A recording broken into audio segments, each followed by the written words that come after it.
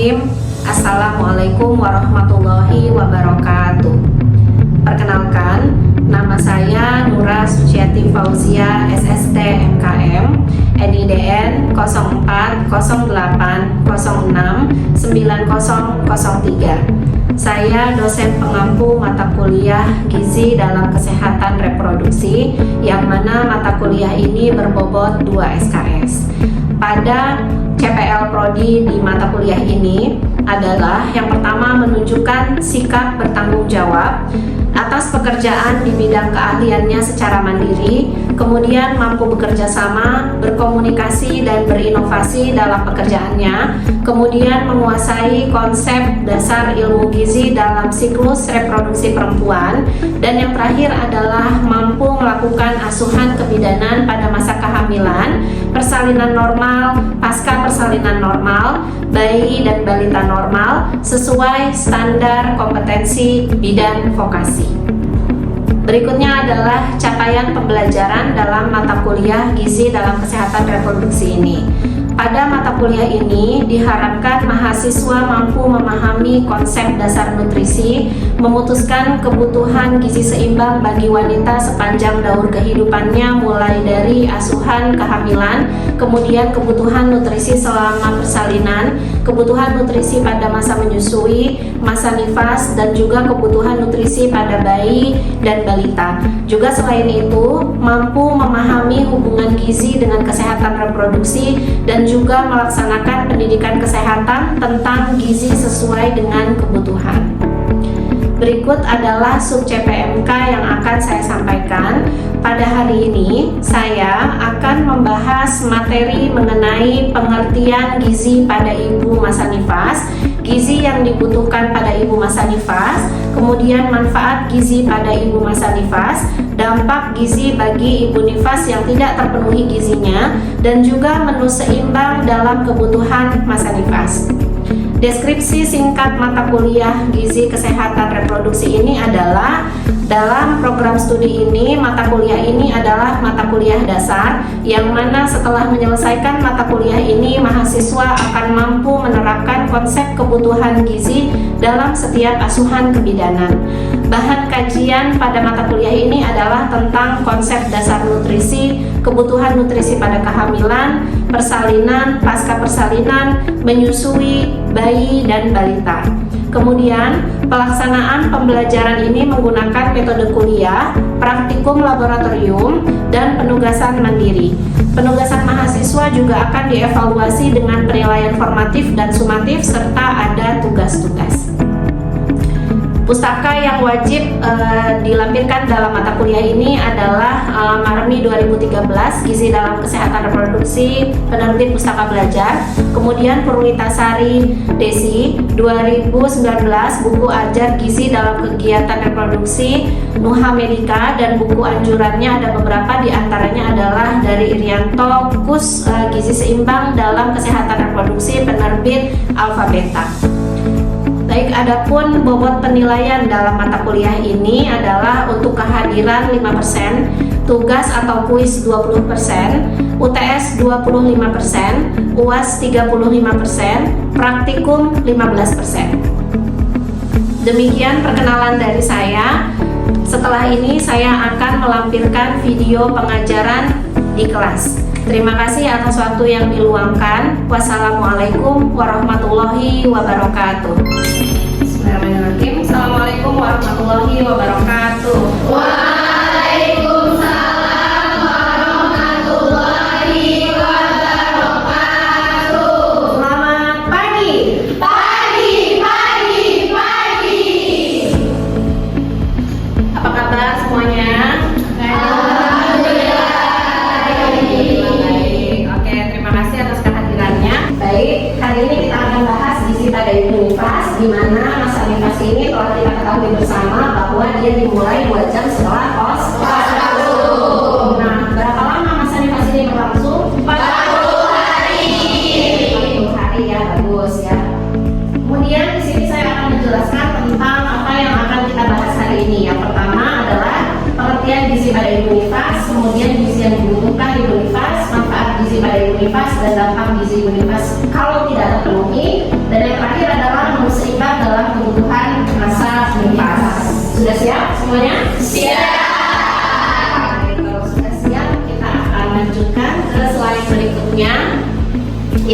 yang tadi kita sudah lihat di judul, hari ini kita akan bahas gizi pada ibu nifas. Nifas juga merupakan suatu periode yang sama dengan menyusui ya. Jadi gizi pada ibu nifas itu sama dengan gizi pada ibu menyusui, di mana gizi pada ibu menyusui ini adalah berbagai zat gizi dalam jumlah tertentu yang dibutuhkan oleh ibu yang sedang dalam masa menyusui ya. Masa menyusui itu kalau dikatakan dengan menyusui secara eksklusif itu berapa lama? 0 sampai 6 bulan gitu ya, untuk kasih eksklusifnya itu sendiri. Nah, menyusui ini bukan hanya memberikan ASI saja ya, menyusui juga memberikan kasih sayang dan juga mengoptimalkan potensi tumbuh kembang bayi dengan memberikan ASI. Nanti kita akan belajar lebih dalam tentang komposisi nutrisi yang ada di dalam ASI pada gizi bagi bayi dan balita. Ya, di sini pemberian ASI tidak hanya meningkatkan kasih sayang atau kita sebut dengan mengasihi, ya, tapi juga memberikan gizi terbaik yang kita sebut dengan asuh, gitu ya, dan juga melatih refleks dan motorik bayi yang kita sebut dengan mengasah. Ada beberapa refleks yang bisa kita lihat, yang bisa kita perhatikan pada bayi ketika dia sedang proses menyusu kepada ibunya. Ya, walaupun pada DOT misalnya kalau dia tidak menyusu DBF atau direct breastfeeding, ada beberapa refleks yaitu refleks rutin, oke, good. Kemudian kenapa di sini harus kita bahas tentang gizi yang dibutuhkan pada ibu menyusui? Karena bayi baru lahir akan mengalami perubahan lingkungan dan fisiologis yang berbeda dari intrauterin ke ekstrauterin. Yang tadinya dia mendapatkan suplai nutrisi all in, ya, gampang, komplit, mudah, ya, dari mana? Dari plasenta. Bagus, dari plasenta ya, yang dialirkan nutrisinya, oksigennya melalui plasenta, pembuluh darah dan lain sebagainya ya, lewat ibunya.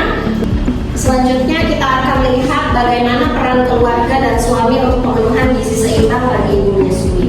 Yang namanya support itu tidak hanya dalam bentuk selalu barang, lihat, yang namanya support itu banyak sekali, dukungan bantuan itu banyak sekali. Di sini menurut Friedman di 2010 ada banyak dukungan yang dapat diberikan, ada yang dalam bentuk informasi, ada yang dengan bentuk penilaian, ada juga yang dengan bentuk instrumental dan dukungan emosional. Upayakan keempat dukungan ini telah dipahami oleh calon ibu atau calon ayah.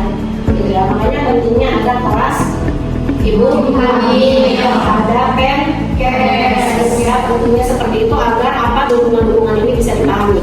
Dukungan informasional itu misalnya kita memberikan edukasi kepada klien kita terkait ASI eksklusif. Ya, ASI eksklusif ini tadi sudah kita bahas dari 0 sampai dengan 6 bulan. Ya, kemudian dukungan penilaian, misalnya kita bisa mendapatkan nasihat dari keluarga untuk memberikan hasil untuk bayinya, atau kita bisa memberikan PPS ke keluarganya agar keluarganya bisa mensupport ibu baru tersebut untuk tetap memberikan ASI eksklusif. Kemudian dukungan instrumental, contohnya memasakkan makanan yang dapat memperlancar ASI, contohnya makanan yang bergizi seimbang pastinya gitu ya, tergolong ada karbohidratnya, proteinnya, lemaknya, vitamin dan oke. Dan yang terakhir adalah dukungan emosional. Ini agak susah nih kadang-kadang ya, dukungan emosionalnya agak susah. Kenapa? Karena kita harus bersedia mendengarkan keluh kesah ibu tanpa ada penghakiman apa-apa. Ya, kadang hadir aja tuh udah cukup daripada kita bisa ada apa, ada gimana gitu ya. Kadang hadir aja sudah cukup untuk membersamai ibu. Kenapa dukungan ini penting? Karena dengan dukungan ini semua itu bisa membantu pengeluaran hasil lebih baik dan juga meningkatkan kebahagiaan ibu yang tentunya nantinya pasti akan berpengaruh terhadap pembentukan ASI. Oke. Baik, berikutnya kita akan bahas masalah gizi pada ibu menyusui. Sebenarnya ada banyak ya, ada beberapa, tapi kita akan ambil dari prevalensinya aja. Prevalensi tertinggi masalah pada ibu menyusui adalah anemia. Ya, kenapa bisa terjadi anemia? Di sini khususnya anemia defisiensi besi, karena pada saat eritrosit itu ingin beregenerasi dalam 120 hari, bahan baku untuk pembentukan eritrosit atau sel darah merah yang digunakan itu tidak mencukupi. Ya, bisa dilihat di bagian ini, si eritrosit ini kan tugasnya membawa oksigen ke jaringan. Ya, kemudian eritrosit ini dihasilkan atau dibentuk tuh pabriknya di dalam tubuh kita itu di dalam sumsum tulang. Jadi kalau makan tulang ayam tuh tengahnya ada merah-merah, itu namanya bone marrow, itu namanya sumsum tulang. Nah itu tempat penyimpanan si zat besi, vitamin B12, vitamin D dan lain sebagainya itu tersimpan di situ. Di situ adalah pabriknya eritrosit. Ya, analoginya begitu, pabriknya eritrosit. Jadi proses pembentukan eritrosit ini akan dibentuk di sumsum tulang. Proses pembentukannya kita sebut dengan eritropoiesis. Ya, sementara eritropoiesis ini akan bisa berjalan 1 sampai dengan 2 hari. Jadi dalam 1 sampai 2 hari ini si eritrosit ini akan mengandung Hb kalau dia dibentuk dengan cara yang bagus, kalau dia dapat nutrisi yang bagus. Kalau enggak, dia nggak akan bisa mengikat Hb, nggak akan bisa, eritrositnya tidak akan mengandung Hb. Hb itu adalah hemoglobin, di mana hemoglobin itu adalah salah satu jenis protein yang fungsinya adalah membawa oksigen ke dalam seluruh jaringan yang ada di dalam tubuh. Gitu ya. Nah, jadi eritrosit yang sudah matur atau yang sudah matang, yang sudah siap untuk edar ke seluruh tubuh, ini yang tidak menghasilkan Hb, dia tetap akan diedarkan dan dia tapi tidak bisa diperbaiki. Ya, kenapa? Karena dia tidak punya inti sel, dia nggak akan bisa diperbaiki. Ya, makanya ketika si eritrosit yang rusak, dia kalau misalnya sudah tidak punya Hb, ya selanjutnya Hb ini tidak akan bisa diperbaiki dan eritrosit yang sudah keluar ini akan mempengaruhi kadar Hb yang ada di dalam tubuh seseorang. Makanya kalau mau tahu anemia atau enggak harus cek Hb, gitu ya. Nah, elemen-elemen seperti zat besi, vitamin B12 dan lain sebagainya ini dibutuhkan untuk produksi dan maturasi si eritrosit. Kalau elemen-elemen tersebut tidak terpenuhi atau tidak ada, maka yang terjadi adalah ketidakadekuatan asupan yang menyebabkan anemia. Meskipun anemia itu banyak bentuknya, ada anemia defisiensi besi, ada anemia aplastik dan seterusnya, tapi yang paling banyak terjadi prevalensinya yang paling tinggi di Indonesia adalah anemia defisiensi besi. Ya. Masalah yang kedua adalah KPA atau kekurangan vitamin A. Ya, gimana caranya biar nggak kekurangan vitamin A? Banyak konsumsi sayuran, ya, buah-buahan, ya, dan jangan lupa ada program pemberian vitamin A bagi ibu yang baru melahirkan, ya. Nah, kemudian di sini seperti ini, ada kapsul vitamin A yang isinya 200.000 IU atau international unit, ya, bagi ibu baru melahirkan atau ibu nifas sehingga bayi memperoleh vitamin A melalui ASI. Jadi ketika kita mengalami kekurangan vitamin A dalam jangka waktu yang lama, itu bisa terkena seroftalgia. Nanti kita bisa lihat gambarnya seperti apa, ya. Masalah berikutnya adalah GARKI, ya, namanya GARKI atau gangguan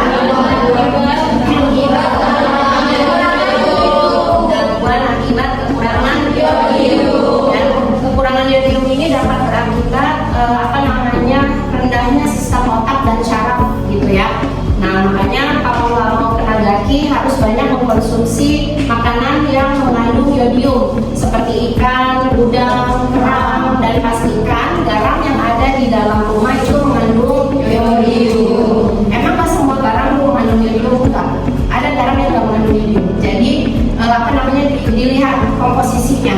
Kalau mau beli garam itu dilihat komposisinya ada yodiumnya atau tidak, ya. Selain itu ada KMP atau kekurangan energi protein, ya, dia KMP, kemudian defisiensi vitamin D.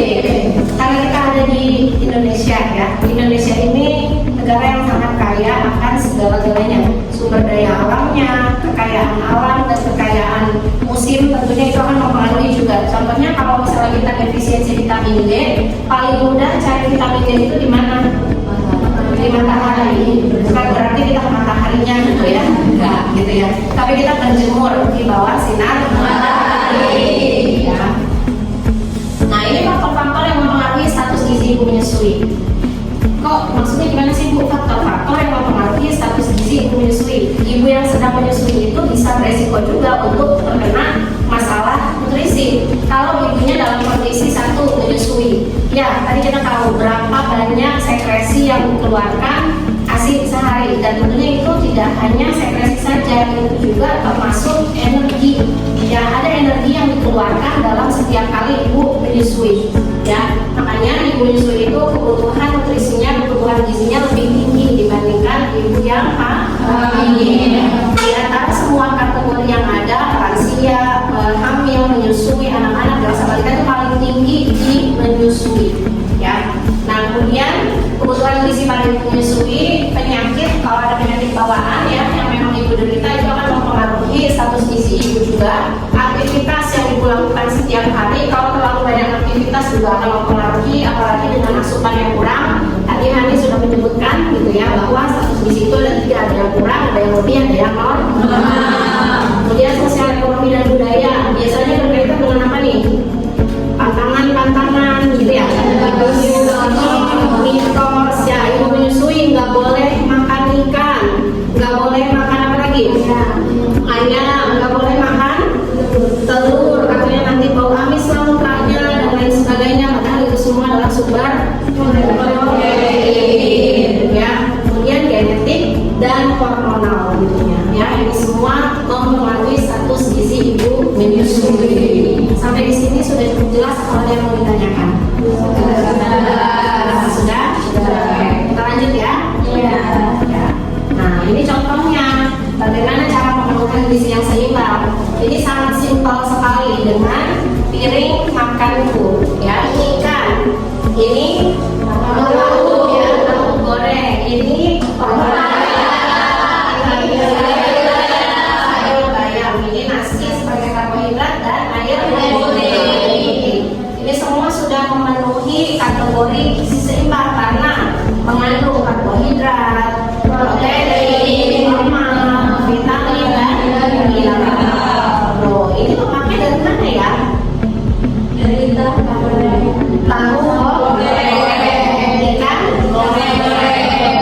gorengnya pakai apa? Minyak. Jadi lemaknya sudah ada di situ ya. Nah, ini sudah memenuhi piring makanku, tapi nggak mungkin kan setiap hari makannya ini terus menunya ikan goreng, tahu goreng, bayam, pepaya, pagi siang malam, bosan nggak? Bosan. Maka dari itu kita lihat ini ada contoh menu ibu menyusui dengan total kalori 2.900. Yang tadi 2.250 ya ditambah 400, maka totalnya 2.900. Ini contohnya ya, untuk pagi kita bisa konsumsi nasi uduk. Nasi uduk itu mengandung nasi dan kelapa, kemudian telur dadar, ayam bumbu kuning, teri goreng, lalapan dan buah segar. Semua ini kalau di total energinya ada sekitar 600. Ditambah jam 10 ibunya mau ngemil. Pakai apa nih? Croissant.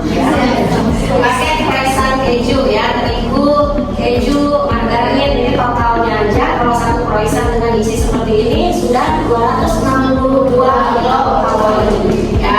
Kemudian siangnya pakai acar, pakai nasi, pakai kedel, urap, daun pepaya, sup jagung wortel dan buah segar dengan nilai total energi 831.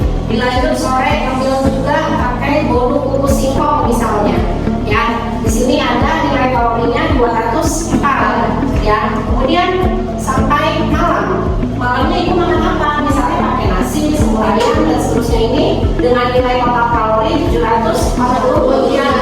Nah, sebelum tidur ibu konsumsi roti dan susu coklat dengan total kalori 276. Jadi total energi A, B, C, D, E, F totalnya adalah 2.916 kilokalori.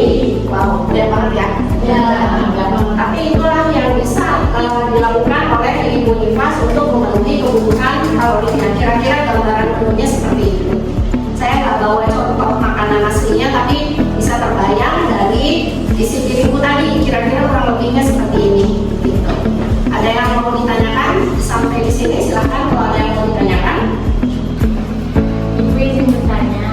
Ya, silakan. Mau bertanya soal upaya kita sudah menghindari susu botol ya Bu. Upayanya gimana sih buat supaya dari susu botol? Oke, di slide tadi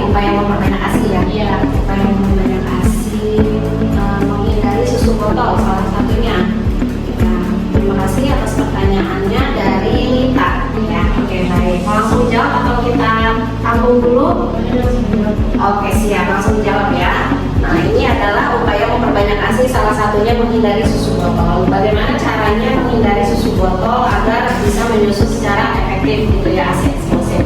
Yang pertama tentunya kita bisa mengoptimalkan menyusui secara langsung gitu. Artinya menyusui secara langsung itu kalau kita sedang berada di dekat bayi, semaksimal mungkin ketika bayi membutuhkan kita dalam urusan nutrisi gitu ya, menyusui itu langsung kita susukan.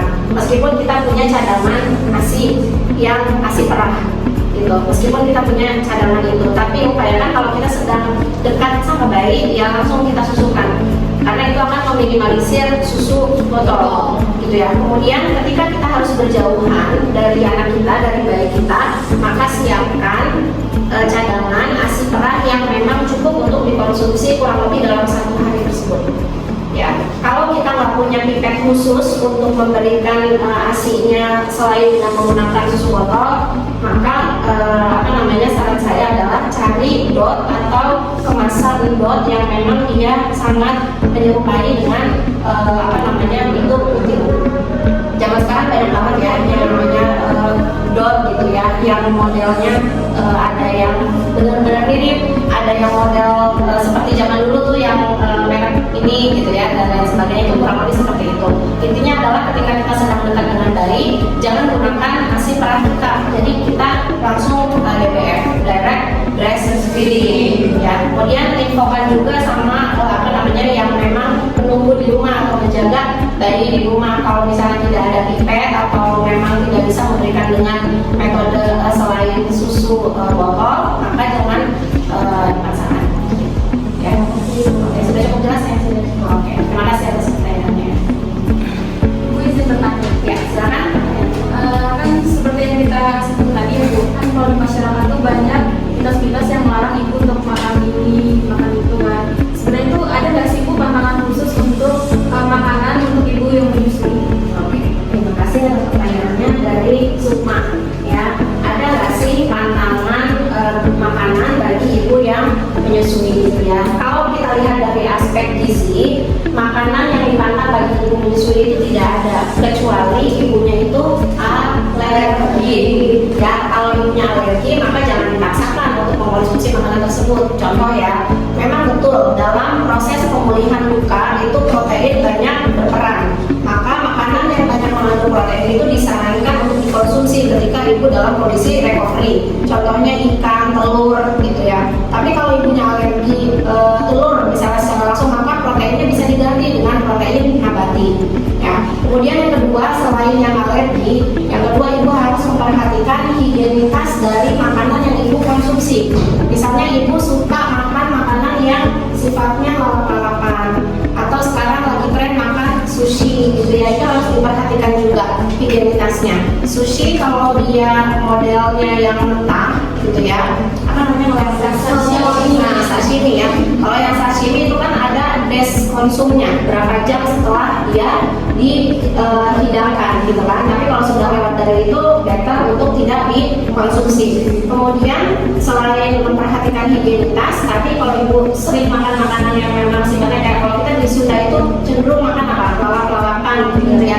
Nah itu dipastikan dicuci dengan gizi gitu ya, dengan bersih dan lain sebagainya. Dan sumbernya juga harus jelas. Misalnya saya punya kolam lele gitu kan, kolam sendiri, dari kebun sendiri, dari lahan sendiri dan lain sebagainya, tapi pangannya belum jelas dari mana-mana ya. Nah itu harus diperhatikan juga sumbernya, sumber makanan yang dikonsumsinya itu dari mana. Memang tidak ada pantangan, tapi mengingat kalau ibu ada alergi itu jangan dipaksa. Kemudian higienitas dari makanan, dan tentunya sebelum kita konsumsi makanan yang kemasan, apa yang harus diperhatikan? Ingredient dan expirednya. Kurang lebih seperti itu semua. Ya. Sudah saya pahami? Oke. Ya, terima kasih kembali. Baik, untuk materi hari ini saya rasa cukup. Kalau tidak ada lagi yang ingin ditanyakan, tapi saya membuka ruang diskusi seluas-luasnya bagi seluruh mahasiswa yang memang merasa masih ada yang ingin ditanyakan atau ingin diskusi perihal gizi pada ibu menyusui tadi. Ya, untuk closing statement hari ini saya ambil gambar ini, ya agak unik ya gambarnya ya. Jadi ini adalah gambar payudara sebenarnya, tapi dicat payudaranya dengan gambar burger ya. Kita analogikan seperti seperti ini. Your child is what you eat. Jadi anakmu adalah apa yang kamu makan. Ya, jadi intinya adalah ketika seorang ibu mengkonsumsi makanan yang baik, maka anaknya pun akan tumbuh menjadi anak yang sehat. Ketika seorang ibu mengafirmasi anaknya dengan afirmasi yang baik, yang positif, maka anaknya akan tumbuh mentalnya secara sehat juga. Jadi sehat itu bukan hanya secara physically, tapi mentally, emotionally, and spiritually juga. Ya, Ibu Bidan semangat terus. Ibu calon bidan, belum bidan ya. Ibu calon bidan semangat terus. Kita akan ketemu lagi